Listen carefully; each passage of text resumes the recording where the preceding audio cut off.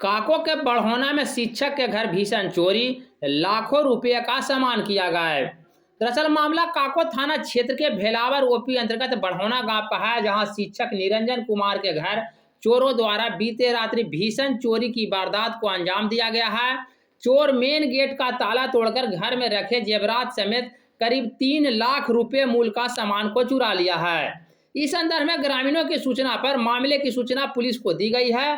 तत्काल पुलिस घटना स्थल पर पहुंचकर मामले की मुआयना में जुटी है। बता दें कि ठंड आते ही इलाके में चोरी की घटना बढ़ जाती है। सर, आपके यहाँ क्या घटना घटी है सर? हमारे यहाँ सर जो है कल रात में चोरी हो गया सर। तो कितना का सामान गया है? लगभग 3 लाख के आसपास का। 3 लाख के। पुलिस को सूचना दिए हैं? जी हाँ, सूचना मिल गया सर। पुलिस जांच कर रही है जी। क्या लगता है आपको? क्या सर? घटना के बारे में क्या लगता है? ये सुनियोजित घटना है या नहीं? कोई वैसा नहीं, हम तो पटना थे सर, हमारी साली का शादी था और कल बारात आ रहा है।